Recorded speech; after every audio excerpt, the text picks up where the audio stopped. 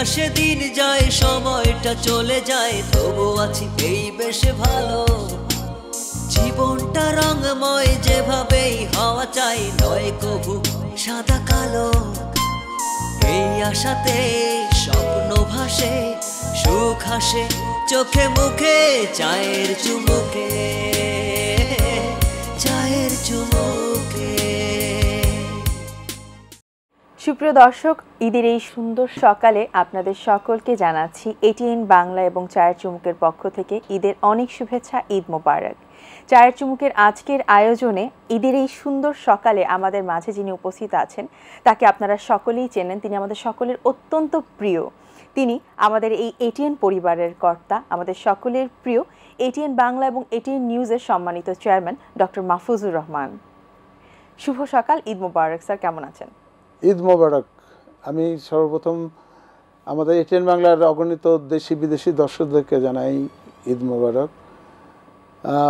দেখতে দেখতে একটি বছর পার হয়ে গেল। আমি গত বছরও এই সময় আসছিলাম এই প্রোগ্রামটিতে সবাইকে শুভেচ্ছা জানাবার জন্য। আজকেও আল্লাহর রহমতে এক বছর পর আবার আসলাম এই প্রোগ্রামে। তোমরা তো আমাকে প্রতি বছরই বিশেষ প্রোগ্রামের দিনেই আমাকে ডাকো, তো তোমাকে আমার ধন্যবাদ আজকে এখানে ডাকার জন্য। স্যার, আপনাকে অনেক ধন্যবাদ এবং আমরা অনেক খুশি আপনাকে পেয়ে, কারণ আপনি এত ব্যস্ত থাকেন তার মাঝেও আপনি আমাদেরকে সময় দেন। এটা আমাদের জন্য অনেক বড় পাওয়া এবং বিশেষ দিনগুলো স্যার আপনাকে দিয়ে যদি আমরা শুরু না করি তাহলে আমাদের কাছে বিশেষ মনেই হয় না। স্যার, প্রথমেই যেটি নিয়ে কথা বলতে চাই, আমরা তো আপনাকে পরিচয় করিয়ে দিলাম এটিএন বাংলা এবং এটিএন নিউজের চেয়ারম্যান ডক্টর মাহফুজুর রহমান হিসেবে, কিন্তু আপনার তো আরেকটা পরিচয় আছে যেটা হিসেবে আপনি সবথেকে বেশি সবার কাছে অনেক বেশি প্রশংসিত এবং অনেক বেশি জনপ্রিয়। এখন লোকে রাস্তায় যখন আমি যাই, রাস্তায় যখন লোকে আমাকে দেখে এখন আর বলে না যে এটিএন বাংলার চেয়ারম্যান, এখন বলে যে শিল্পী মাহফুজুর রহমান, গায়ক মাহফুজুর রহমান। যেমন দুবাইতে সেদিনকে গেলাম, দুবাই যাচ্ছি তো লন্ডন থেকে ট্রানজিট প্যাসেঞ্জার দেখি কতগুলো আগে দল দৌড়ে আসলো যে কি একজন একজনকে বলতে চাই দেখে যে শিল্পী যাচ্ছে শিল্পী যাচ্ছে। তো এখন আর সেই আগে যেরকম সবখানে বলতো মাহফুজুর রহমান এটিএন বাংলার চেয়ারম্যান, এখন এই কথাটা ভুলেই গেছে। এখন সেটা আর বলে না, এখন শিল্পী হিসেবেই সবাই আমাকে সম্বোধন করে। এটা বলবো একদিক দিয়ে ভালো লাগে কাজ করে। স্যার, আপনার কাছে একটুখানি জানতে চাই যে এই যে একটা পরিচয় আগে ছিল এবং খুব গুরু গম্ভীর একটা পরিচয় ছিল, তখনও মানুষ আপনার কাছে আসতো, আপনার সাথে ছবি তুলতো বা আপনার সাথে কথা বলতে চাইতো। এখন যে শিল্পী হিসেবে সকলে আপনার কাছে দৌড়ে আসে, আমরা দেখি যে কোনো জায়গাতেই আপনি যান না কেন, একটা নর্মাল কোনো কাজেও যদি আপনি কোথাও যান সেখানেও আপনাকে একটা এক্সট্রা সময় বের করতে হয় সকলের সাথে ছবি তোলবার জন্য। এই বিষয়টা স্যার আপনার কাছে কেমন লাগে, আপনি কেমন উপভোগ করেন? আল্লাহ তাআলা কিছু জানাই আমার কি কৃতজ্ঞতা যে উনি আমাকে আজকে এই পজিশনে নিয়ে আসছেন, কারণ উনি না চাইলে হয়তো এই পজিশনে আসতে পারতাম না। তো যাই হোক, গান তো আমার হঠাৎ করে করা এবং গায়ক হব এটা কোনোদিনই ভাবি নেই। মোস্ট অফ দ্য টাইমই এইসব শিল্পীদের গানগুলি মাস্টারিং করি সব সময়। তো সেই হিসাবে চিন্তা করলাম যে আমি নিজে কিছু ট্রাই করে দেখি না কেন। তো যাই হোক, সেই হিসাবে বোধহয় 2016তেই বোধহয় আমি প্রথম অ্যালবামটা আপনার শুরু করলাম গান। তো তখন তো মানুষ তো গান শিখে প্র্যাকটিস করে সাধনা করার পরে শিল্পী। আমার তো হঠাৎ করে আসা, শুরুতে তো কোনো প্র্যাকটিস ছিল না, গলার রেয়াজ ছিল না, কিছুই করা হয়নি, তার গান গেছি। কিন্তু আপনি কিন্তু গুনগুন করে গান সবসময় গাইতেন না? গাইতাম এই কারণে ছোটোবেলা থেকে গান খুব পছন্দ করতাম, গান শুনতাম, প্রচুর গান শুনতাম। আমার গানের কালেকশন ছিল, বাসায় রেকর্ড ছিল আমাদের প্রচুর, মানে এমন কোনো শিল্পী ছিল না যার গান আমাদের কাছে রেকর্ড ছিল না। তো সেই হিসাবেই আর কি গান পছন্দের থেকেই আজকে এই শিল্পী হওয়ার পিছনে কারণ। তো এইরকমভাবে যে এইভাবে হব এটা কোনো দিন আমি চিন্তা করিনি। তো যাই হোক, আজকে এই পজিশনে আসা, এটা আমি বলবো যারা আমার ভক্ত আছেন, যারা আমার গান শুনেন, তাদেরকে আমি আমার আন্তরিক ধন্যবাদ জানাই যে তারা আমার গান পছন্দ করেন এবং এটাই আমার সবচেয়ে বড় পাওয়া তাদের কাছে। প্রতিটা লোকেরই কিন্তু থাকে যে কিছু লোক পছন্দ করে, কিছু পছন্দ করে না। সেরকম আমারও ব্যাপারে আছে, কিছু লোক আছে হয়তো পছন্দ করে না, নানা রকম উক্তি করে। ফেসবুকে তো দেখি নানা রকম মাঝে মাঝে কথা টথা বলে। তো স্যার এখন কিন্তু সংখ্যাটা অনেক বেশি কমে গিয়েছে, এখন কিন্তু সেই আগের মতো সমালোচনা পরেও এখন হয়েছে কি, একই জিনিস অন্যরা যখন করে তখন এগুলি নিয়ে কেউ সমালোচনা করে না। আর আমি যখন করলি তখন দেখা যায় সে সমালোচনা করে। তো আমার কথা হলো যে তারা যাচাই করে দেখুক না যে অন্য 10 জন যে গানটা গায় তার থেকে আমি খারাপ গাইছি। যদি এটা হতো যে খারাপ করছি তখন সমালোচনাটা মেনে নেওয়া যায়, কিন্তু কতগুলি লোক আছে আজে বাজে কমেন্ট করে, তারা কিন্তু গান না বুঝেই, তারা গানের বোঝে না, গানের তাল বোঝে না, ভয়েস বোঝে না, না বুঝেই তারা করে, তারা গানের কিছুই বোঝে না, অথচ কমেন্ট করে। আমার কথা হলো কমেন্ট মেনে নেওয়া যায় যদি সে কমেন্ট করার মতন একটা লোক হয়। এসব ক্ষেত্রে যারা জ্ঞানী গুণী, যারা কমেন্ট করার মতন যাদের যোগ্যতা আছে, তারা এসব আজে বাজে লোককে যে কমেন্ট করে, এই কমেন্ট করার কোনো মানে হয় না, আর এটা একটা পরিবেশ নষ্ট করে। এবং আমি সবসময় বলি যে এইসব আজে বাজে লোক যারা কমেন্ট করে তাদেরকে আমি একটা উপদেশ দেব যে মানুষকে সম্মান করা শিখেন, নিজে সম্মান পাবেন। মানুষকে সম্মান করা না শিখলে নিজে কোনো দিনই সম্মান পাবেন না। আপনাদেরকেও এরকম লোকে গরু ছাগলের মতনই ব্যবহার করবে। সুতরাং এটা সবারই মেনে রাখা উচিত যে ঠিক আছে, সমালোচনা তো করতে পারে, বিভিন্ন ভাষায় হতে পারে, তো আলতু ফালতু কথা বলে, আজে বাজে কথা বলে সমালোচনা করা, তার মানে এরা আমার দুশমন। নিন্দুকেরা আসলে বলবে, কিছু মানুষ তো বলবেই, এরা আমার মানে বন্ধু না। আর আমি এইটুকু শুধু বলবো যে যারা এটা করে তাদেরকে একটাই প্রশ্ন করব যে আমি তো তাদের কোনো ক্ষতি করছি বলে তো মনে হয় না। আর আমার কাছে আসলে এমন একটা কোনো লোক যে ফিরে গেছে বা না শব্দ শুনে গেছে আমার কাছে, এরকম আমার এতে জানা নেই মতে। তো ওই নানা রকমের ভিতর দিয়ে থাকবে, কিন্তু স্যার আপনি এগিয়ে যাবেন। আমি আমার পথ আমি চলতেছি, কে কি বললো এটা শোনার ব্যাপার আমার না। যদি কারো পছন্দ না হয়, আমার গান পছন্দ, আমি আমার কথা তার শুনে কেন, আমি তো কাউকে জোর করেননি, আপনি জোর করে পা ধরে ভাই আমার গান শোনো, যে এরকম হ্যাঁ ভালো না লাগে কেন শোনো, জানতেছো যে আমার প্রোগ্রাম হয়, শুনিও না, টিভি অন করো না, তো টিভি দেখাও, আমার গানও শুনে, সমালোচনা মানে কি, মানে ফর নাথিং, সমালোচনা করার মতো তাদের কোনো নাই, বলবো অভিজ্ঞতা নাই, তারা গানের কিছু বোঝে না, অথচ তারা সমালোচনা করে বসে। এরকম কতগুলি বেশ মাঝে মাঝে আমি কমেন্ট কতগুলো দেখি যে যারা কমেন্ট করে তারা নিজেরাও বোঝে না যে তারা কি বলতে যাচ্ছে, সমালোচনা খামাকা একটা বলে বসলো, একটা কমেন্ট করে বসলো। তো এই জিনিসগুলি হয় কি, যারা শিল্পী, যারা গান করে বা অভিনয় করে বা সিনেমার নায়ক নায়িকা, এতে হয় কি এদের উৎসাহটা হারায় ফেলে, যে একটা গান গাচ্ছে যদি না হলো পছন্দ, আরে বাবা একটা শিল্পী তৈরি হতে বহুদিন সময় লাগে। স্যার আমরা জানি যে প্রতি বছরই কিন্তু 2 ঈদে আপনার একক সঙ্গীতানুষ্ঠান থাকে এবং সেটি নিয়েই দেখা যায় কাজ চলে, এবং আপনার যারা ভক্ত রয়েছেন, শ্রোতারা রয়েছেন, তারা কিন্তু সারা বছরই অপেক্ষা করে থাকেন নতুন কি চমক আসছে সেটা দেখবার জন্য। এবং এবার কিন্তু স্যার আসলে একটা চমক আপনি দিতে যাচ্ছেন। আমরা অলরেডি দেখেছি কিছু গান ফেসবুকে বা সামাজিক যোগাযোগ মাধ্যমে ইউটিউবে গিয়েছে, আমরা দেখেছি যে বাংলা গানের পাশাপাশি এবার কিছু উর্দু গানও এসেছে। এবং সবথেকে ইন্টারেস্টিং যেটা হয়েছে, গত বছর আপনি যেটা শুরু করেছিলেন দাইমা শিরোনামে একটি গান শুরু করেছিলেন, সেই শিরোনামে এবার দাইমা পার্ট 2 এসেছে, এবং এবারেরটা তো আমরা জানি যে অনেক আরো বেশি জাঁকজমকপূর্ণ এবং খুব সুন্দর হয়েছে। স্যার আমরা প্রথমে একটু দর্শকদেরকে আপনার সঙ্গীতানুষ্ঠানের প্রোমোটা দেখিয়ে নিয়ে আসি, তারপর স্যার আমরা এটি নিয়ে কথা বলছি।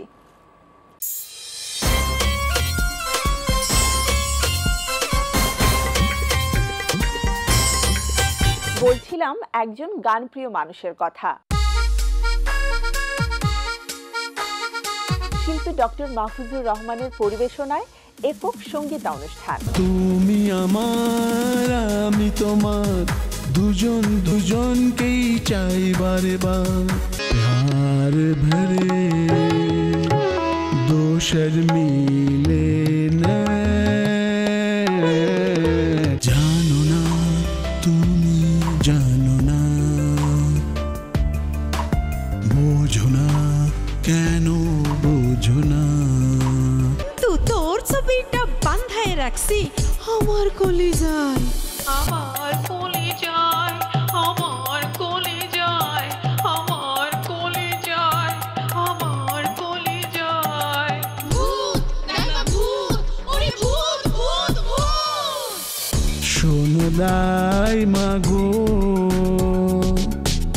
তাজল রে একটু বোঝাও না তুমি, ডক্টর মাহফুজুর রহমানের পরিবেশনায় একক সঙ্গীতানুষ্ঠান হৃদয় তোমাকেই চায়, উপস্থাপনা শান্তা জাহান। দেখুন ঈদের দিন রাত 10:30 তো স্যার আমরা জানি যে প্রতি বছর তো আপনার একটা চেষ্টা থাকেই আলাদা কিছু করবার, কিন্তু এবার স্যার একদম ভিন্ন ধর্মী একটা জিনিস এসেছে, দাইমাও রেখেছেন আপনি, সেই সাথে আমরা দেখেছি 3টি উর্দু গানও রয়েছে। স্যার এটির কারণটা কি, বা এই ভেরিয়েশনটা আপনি কেন এনেছেন? এটার কারণ হচ্ছে আমার ছোটবেলা থেকেই কতগুলো শিল্পীর প্রতি খুব আমার ছিল দুর্বলতা, যেমন মেহেদী হাসান, কিশোর কুমার, পঙ্কজ উদাস, এরকম কিছু শিল্পী আছে যাদের গান আমি খুব শুনতাম। মানে একরকম শুনতে শুনতে এগুলি প্রায় মুখস্থর মতনই হয়ে গেছে। তো সেখান থেকে চিন্তা করলাম যে দেখি, চেষ্টা করে দেখি যে যাদের আমি পছন্দ করি, যাদের গান আমি পছন্দ করি, সেই গানগুলিকে আমি গাইতে পারি কিনা।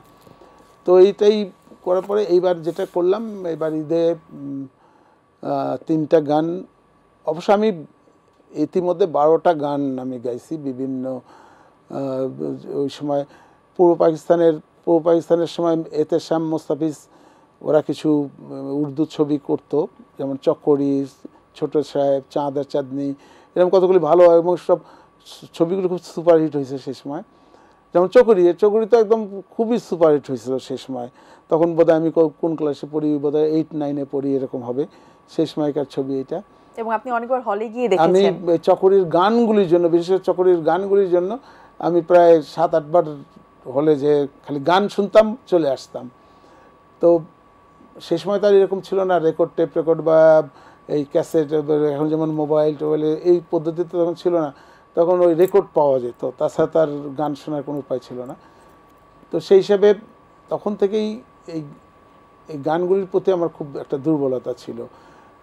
তো অনেকেই এখন প্রশ্ন করে যে এটা উর্দু, তারা মনে করে উর্দু মানে পাকিস্তান। আরে উর্দু মানে পাকিস্তান হতে পারে না। পাকিস্তান একটা ভৌগোলিক এরিয়া, মানে স্থান, কিন্তু ভাষার কোনো ভৌগোলিক এরিয়া নাই। ভাষা পৃথিবীর যে কোনো জায়গায়, যে কোনো ভাষায়, যে কোনোভাবে হতে পারে। আর আমরা যারা শিল্পী, যারা গান গাই, তাদের কাছে কিন্তু ভাষা কোনো আমাদেরকে না, আমরা যে কোনো ভাষায় গান গাইতে পারি। আমরা ইংলিশও গাইতে পারি, অন্যান্য ভাষাও গাইতে পারি, মানে গান ভালো গান হলেই গাওয়া যায়। আমার বাংলা ভাষার গানও তো অন্য বিদেশিরা করে। এবং স্যার আপনি বলছিলেন যে আপনি শুধুমাত্র মেহেদী হাসানের প্রতি ভালোবাসা থেকে তাকে ট্রিবিউট বা তাকে উৎসর্গ করে এই গানগুলো গেয়েছেন। সেরকম, কারণ আমি মেহেদী হাসানের গান খুব পছন্দ করতাম, এবং আমার অনেক গান কালেকশনও ছিল তখন আগে সেই সময়। তো সেই হিসাবে পছন্দর কিছু কিছু গান আমি অনেকের যে ভালো ভালো, যেমন কিশোর কুমারের গানও আমি 2-4টা করছি, অন্যান্য গানের গুলি করছি, আরও কিছু মিউজিক আমার কমপ্লিট করা আছে, যেগুলি আগামীতে গাবো। আমরা সামনেও কি দেখতে পাচ্ছি কিনা স্যার এই ধরনের কিছু গান? আবার আগামী ঈদেও হয়তো 2-3টা গান এরকম ভালো গান আমি দিব।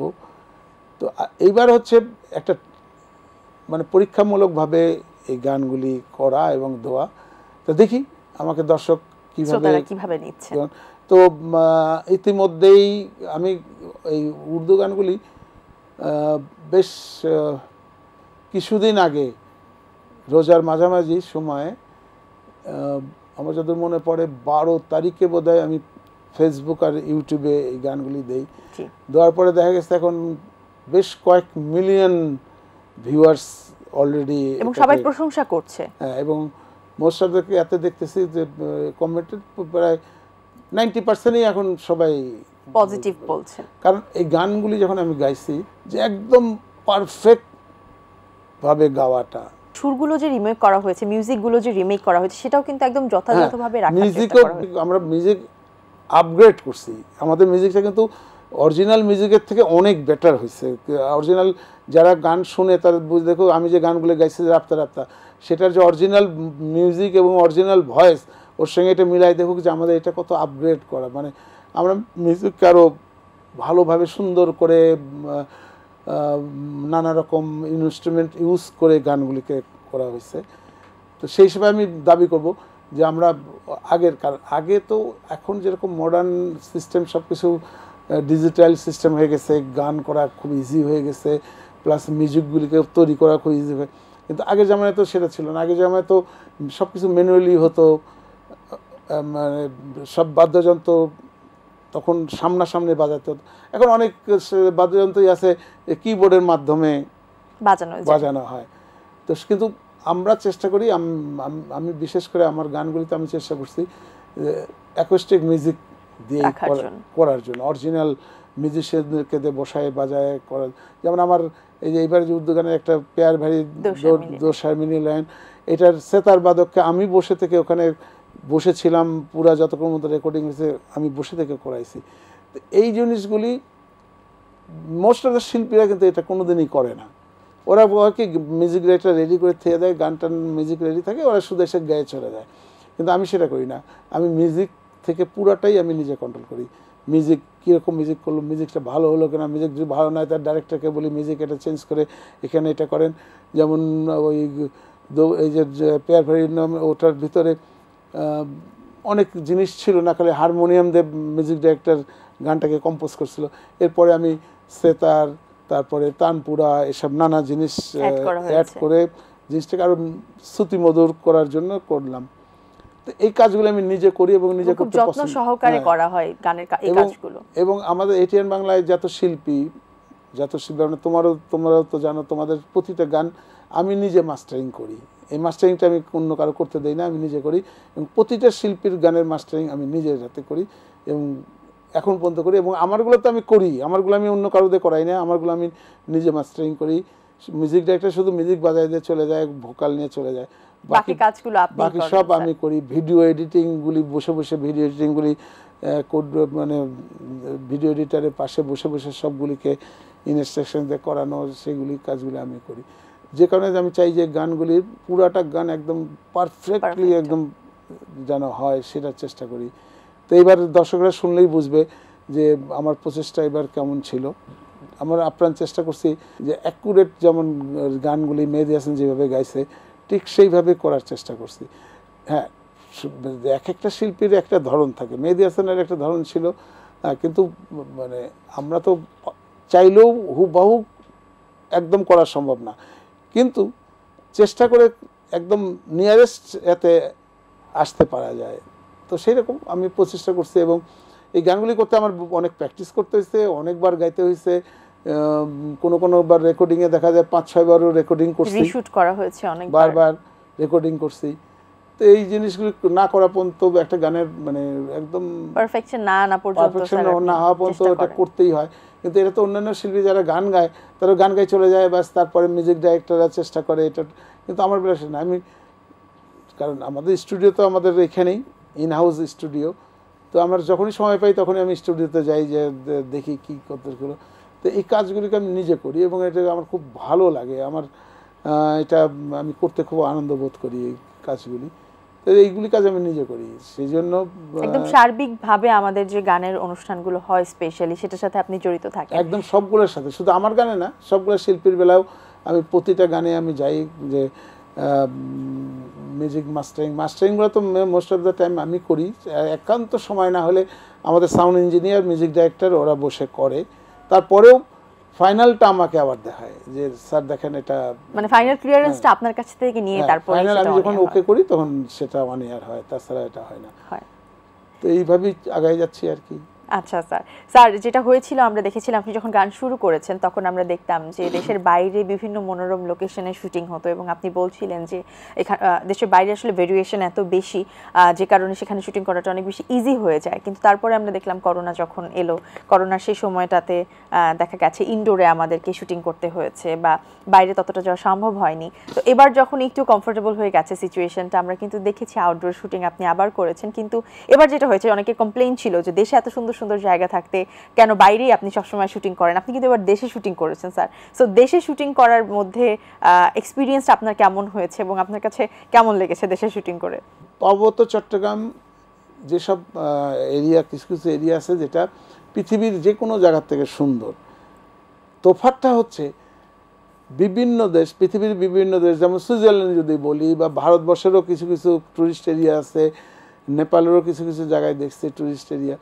তারা মানে ট্যুরিস্টদেরকে আকর্ষণ করার জন্য জায়গাগুলিকে এত সুন্দর করে তৈরি করে, এত সুন্দর পরিষ্কার করে, ভালোভাবে এই জঙ্গল টঙ্গল পরিষ্কার করে সুন্দর পরিবেশ ক্লিন থাকে অনেক বেশি। বাংলাদেশে এই জিনিসটা হয় না। বাংলাদেশে আমি 2-3টা গান করতে গেছি, এই সামনে ঘাস টাসগুলি মোড়া ঘাস, তারপরে যে জঙ্গলের মতন দেখতেই এটা খারাপ লাগে, কিন্তু পিছনের সিনারিগুলি খুবই সুন্দর। অন্য অন্য দেশের এই বিভিন্ন দেশে যেমন নেপাল টেপাল, ভুটান বা ইউরোপের অনেক দেশের থেকে কিন্তু পিছন যে সিনগুলো আছে খারাপ না, কিন্তু আমাদের পরিবেশটা এখনও ট্যুরিজম ডেভেলপ সেরকম হয়নি বলে এই জায়গাগুলি সেরকম ডেভেলপ হয়নি। নাহলে এই জায়গাগুলি ডেভেলপ যদি হতো তা আমাদের বিদেশ যাওয়ার কোনো দরকার ছিল না, আমরা দেশেই অনেক গান শুটিং করতে পারতাম। তো এইগুলি কতগুলো সমস্যা আমাদের পড়তে হয়।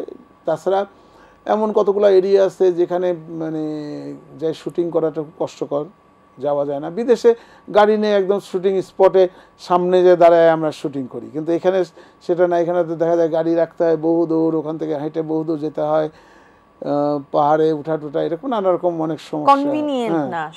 এরকম যেমন আমরা চায়নায় বহু শুটিং করছি, চায়নায় পাহাড়ের অনেক উপরে শুটিং করছি, সেখানে একদম পাহাড়ের উপরে গাড়ি নিয়ে চলে যেতাম, গাড়ি রেখে পাশে শুটিং করতাম।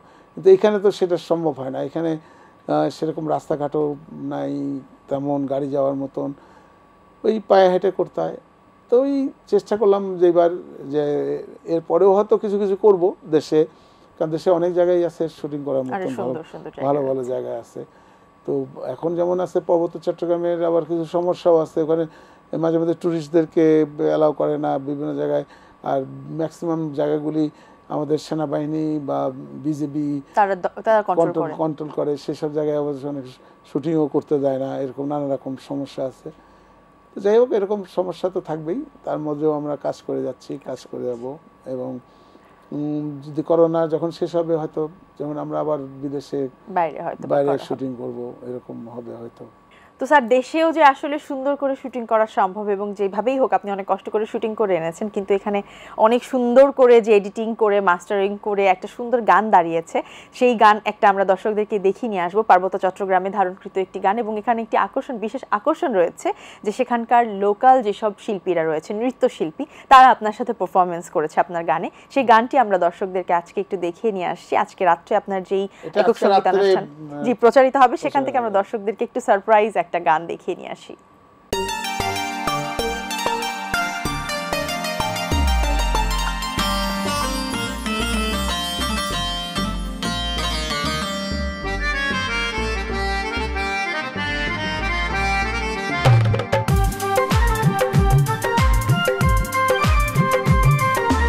আমার ভালোবাসা অন্যরকম, তোমারও কি তাই একই রকম? মন থেকে তোমায় ভালোবাসি, মন থেকে তোমায় ভালোবাসি, শুধু মুখে বলি কম। আমার ভালোবাসা অন্যরকম।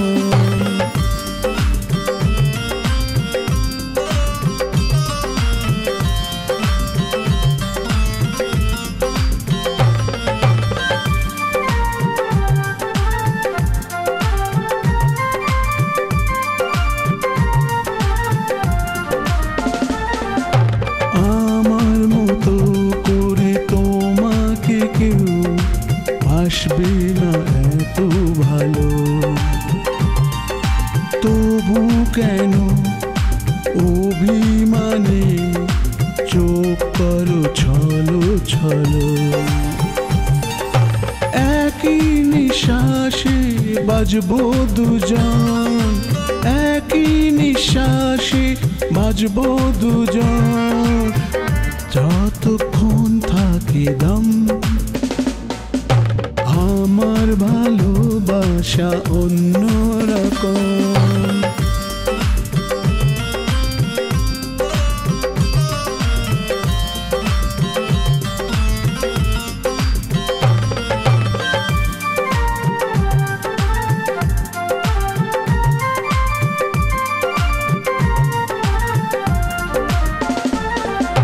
তোমার দু চোখ আমার চোখে রেখে দেখো না,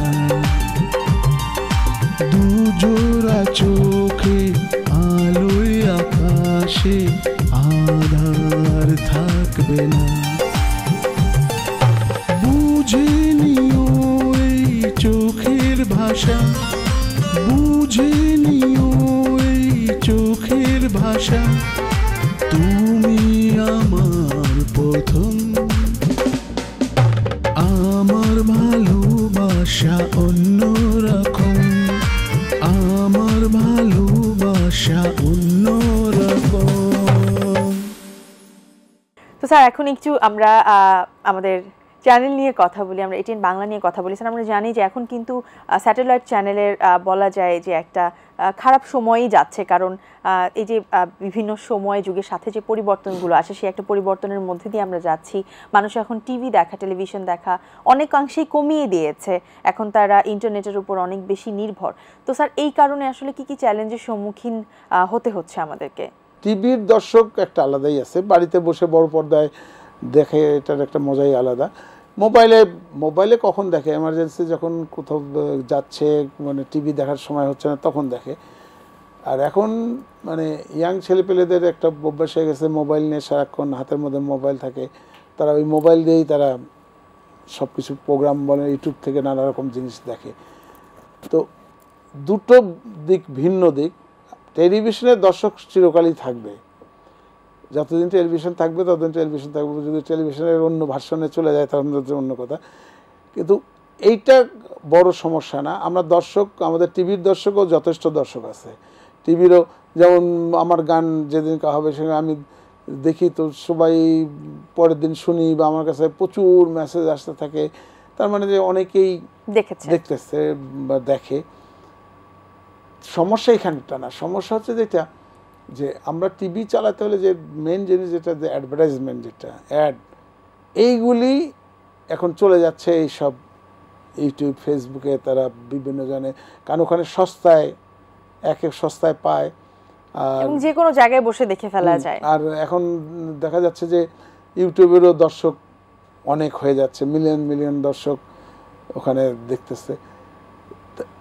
সমস্যা আমাদের ওই একটাই, যে আমাদের যে অ্যাডটা আমাদের টিভিতে যেত সেটার এখন ভাগ হয়ে এখন কিছু কিছু চলে যাচ্ছে এতে, ইউটিউবের এতে চলে যাচ্ছে। তো সেইটাই সমস্যা, তাছাড়া অন্য কোনো সমস্যা না। টিভি সবসময় থাকবে, এটা টিভির যুগ হয়তো পাল্টাতে আরও বহুদিন সময় লাগবে। লোকে যেটা বলে না, এখন হাতের মুঠোয় মোবাইলে একটা জিনিস দেখার একটা বড়, আমরা যে অনেক সময় আছে ভালো সিনেমা হলে আমরা সিনেমা হলে যাই দেখি, তার কারণ হচ্ছে বড় পর্দায় দেখি। বড় পর্দায় দেখা আর টিভিতে দেখার ভিতরে অনেক তফাৎ, সেই জন্য আমরা একটা বড় পর্দায় দেখি।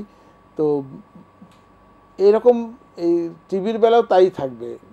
মোবাইলে যারা দেখে, যে যখন হয়তো একটা প্রোগ্রাম মিস করলো সেটা মোবাইলে দেখলো পরে, কিন্তু অরিজিনালটা সময় পেলে তারা টিভিতেই দেখে, সাধারণত সব টিভিতে দেখে প্রেফার করে। এটা দেখতেও ভালো, ফ্যামিলি নিয়ে বসে সবাই মিলে বসে দেখতেছে, গল্প করতেছে, এটাও একটা আলাদা এনজয় করার মতন।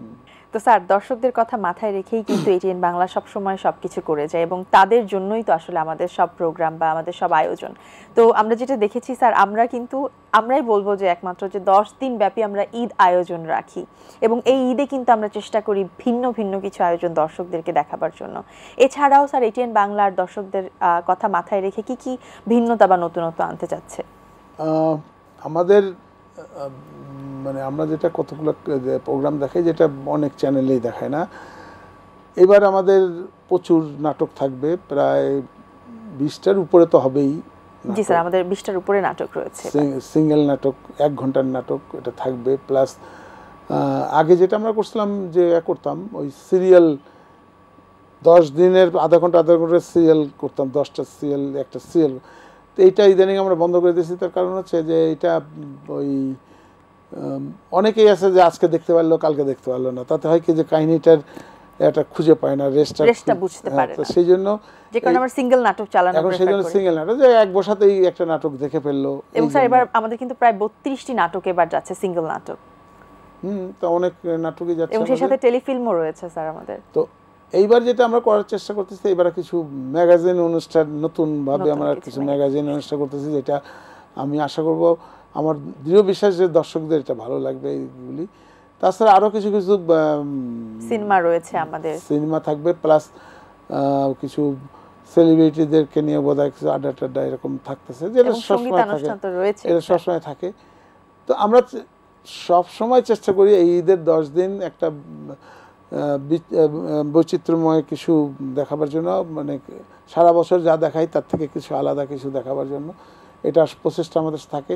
এবং এইটা নিয়ে আমাদের যারা প্রোগ্রাম যারা করে প্রডিউসাররা, এরা 4-5 মাস আগের থেকেই প্রিপারেশন চলতে থাকে। এটার যেমন এখন যে প্রোগ্রামগুলি শেষ করা হলো, এটা প্রিপারেশন অনেক আগের থেকেই শুরু করা হয়েছে। যেমন আমার গানেরও প্রিপারেশন তো অনেক দিন থেকে আগের থেকেই শুরু হয়, গান গাওয়া, গান তৈরি করা, তারপরে এই শুটিং করা যথেষ্ট সময় লাগে, সময় সাপেক্ষ কাজ। যেমন এবং আপনি ব্যস্তও থাকেন অনেক বেশি। গান গাওয়া মানে খুব একটা বেশি সময় লাগে না, কিন্তু এই শুটিং করতে অনেক সময় লাগে। কারণ শুটিংয়ের সবচেয়ে বড় সমস্যা যেটা, সেটা লোকেশন খুঁজে বের করা। শুটিং তো করার কতক্ষণ লাগে, একটা গানের শুটিং আধা ঘন্টার মধ্যে হয়ে যেতে পারে, কিন্তু লোকেশন খুঁজে বের করে সেখানে শুটিং করা, এতে অনেক সময় নষ্ট হয়। একটা জায়গায় যেতে ঘন্টাকে ঘন্টা গাড়ি নিয়ে ড্রাইভ করে যেতে হচ্ছে লোকেশন খোঁজার জন্য। আবার সেখানে গেলাম, সেই লোকেশন পছন্দ হলো না, সেখান থেকে আবার আরেকখানে, সেখানে দেখা যায় দিনে একটা গানই শুটিং করা যায়। ওয়েদারেরও একটা বিষয় থাকে, তারপরে ওয়েদার, বৃষ্টি টিষ্টি, এই কতগুলো সমস্যার জন্য শুটিংয়ে অনেক সময় নেয়। তো যাই হোক, আমরা এইবার শুটিং কিছুটা আমি মানে ঢাকার বাইরে করছি আমাদের বিভিন্ন স্থাতে, আর ম্যাক্সিমাম গানগুলি আমাদের সেটে করা। কারণ সেটে ইজি, সেট তৈরি হলো, সেটে এখন ভার্চুয়াল সেটও হচ্ছে বা ডিজিটাল সেটও হচ্ছে, এলইডি স্ক্রিন দিয়ে করছি আমরা। এটাতে বেশি ইজি এবং সময় বাঁচে, আর করতেও ভালো, যে এয়ার কন্ডিশনের মধ্যে শুটিং করতে। আর বাইরে তো রোদ বৃষ্টি, মানে গরম একটা ব্যাপার আছে। তো স্টুডিও শুটিংও আজকাল যেভাবে আমরা আয়োজন করি, তাতে স্টুডিওটাও খুব একটা খারাপ হয় না। যেমন আমার এখানে কয়েকটা গানে স্টুডিও ইউজ করা হয়েছে, তো দর্শক দেখলেই বুঝবে যে স্টুডিও বেশ চমৎকার হয়েছে স্যার। এবং দর্শকদেরকে আমি বলবো যে এবারের দাইমা গানটা তো আপনাদের অবশ্যই অনেক বেশি ভালো লাগবে, কারণ আমরা জানি যে এবার আরো কতখানি নতুনত্ব আনা হয়েছে। স্যার, দাইমা কি আসলে চলতে থাকবে, বা দাইমার আর কতগুলো পর্ব আমরা দেখতে পাবো? বেশি টানবো না, হয়তো নেক্সট ঈদের পর্বতে দাইমা পর্ব শেষ করব, তারপরে আবার নিয়ে আসবো নতুন, এরপরে আসবো নতুন, সেটা সারপ্রাইজ থাকুক স্যার, সেটা নতুন আরো কনসেপ্ট, নতুন কনসেপ্টে আবার আসবে অন্য কোনো কিছু। তো এই দাইমাটা আমাদের নেক্সট ঈদে এই পর্বটা শেষ করব ইনশাআল্লাহ। স্যার, অনেক ধন্যবাদ আপনাকে। আমাদের দর্শক, আমাদের কলাকুশলী এবং কেবল অপারেটরদের জন্য যদি আপনার কিছু বলার থাকে স্যার।